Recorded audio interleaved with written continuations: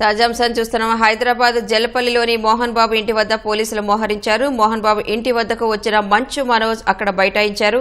మరిన్ని వివరాలు మా ప్రతినిధి నాగార్జున అడిగి తెలుసుకుందాం. నాగార్జున, మంచు మనోజ్ డిమాండ్లేంటి? ఆయన ఇంటి లోపలికి అనుమతించడం లేదా? సభ్యుగా ఉన్నటువంటి వీళ్ళ కుటుంబ వ్యవహారం మళ్ళీ రాజుకుందని చెప్పొచ్చు. గత కొన్ని రోజుల నుంచి వీళ్ళ కుటుంబం మధ్య జరుగుతున్నటువంటి వివాదాల సంగతి కొత్తగా చెప్పాల్సిన. సో ఈ కేసుకు సంబంధించినటువంటి ఇప్పటికే గతంలో జరిగిన గొడవలపై రాచకొండ సిపి ఇద్దరిని పిలిచి మాట్లాడారు. ఇరవై మళ్ళీ గొడవలు కాకుండా చూడాలని చెప్పేసి అన్నారు. సో మళ్ళీ నిన్న తన వస్తువులు పోయాయని, ఇంట్లో కారు కనిపించట్లేదని, ఇతర వస్తువులు కూడా పోయాయని, వాటన్నింటి కూడా విష్ణు ఎత్తికెళ్లాడు అనేది ప్రధానమైనటువంటి మనోజ్ ఆరోపణ.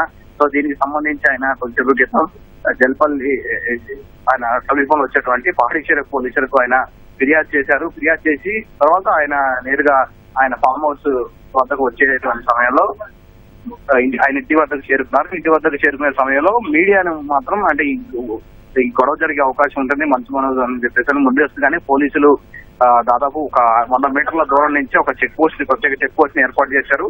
అతను మాత్రమే ఆ కాంపౌండ్ లోపలికి పంపించారు. అయితే ప్రధాన గేట్ ఏదైతే ఉందో అక్కడి గేట్ కి మోహన్ బాబు కుటుంబ సభ్యులు తాళ వేయడంతో అక్కడ ఆయన బయట గేటు ముందునే బైఠాయించి మీడియాకి వీడియోలు రిలీజ్ చేశారు. లోపలికి మీడియాకి వెళ్ళదు కాదు, మీడియాకి ఆయన కొన్ని వీడియోలు రిలీజ్ చేశారు. తాను లోపలికి ఇచ్చేయలేదు, నా మీద ఇట్లా కక్ష కట్టారు, ఆ వస్తువులకి విషయం దాన్ని తీశారనేది ఆయన ప్రధానంగా ఆరోపణ చేస్తున్నారు. ఆ వీడియోలో కూడా మనం చూడవచ్చు.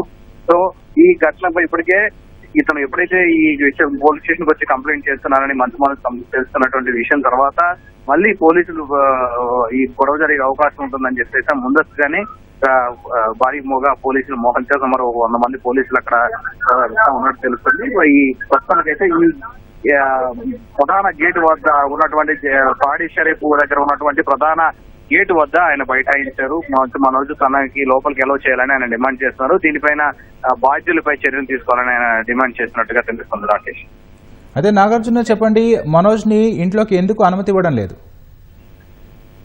అయితే ఇప్పుడు తాజాగా జరిగినటువంటి పరిణామాలకు సంబంధించి అయితే ఇప్పటివరకైతే ఎటువంటి స్టేట్మెంట్ అయితే అతను మంచు మనోజ్ ఇవ్వలేదు. ఈ ఘటనకు సంబంధించి అసలు ఏం జరిగింది, గత కొన్ని రోజులుగా ఆయన అక్కడే అదే ఇంట్లో నివాసం ఉంటున్నారు. అయితే అక్కడ గతంలో కూడా విష్ణు మీద ఆయన ఆరోపణలు చేశారు. తన తల్లి బర్త్డేకి వచ్చినటువంటి సమయంలో తన జనరేటర్ లో పంచదార పోశారు, తర్వాత లోపల ఉన్నటువంటి దానికి బ్లాక్లు వేశారనేది అప్పుడు ప్రధానంగా ఆయన ఆరోపించారు.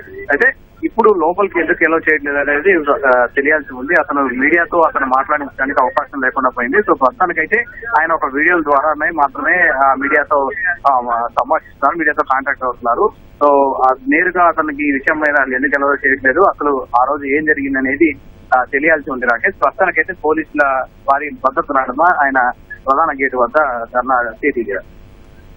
ధన్యవాదాలు నాగార్జున.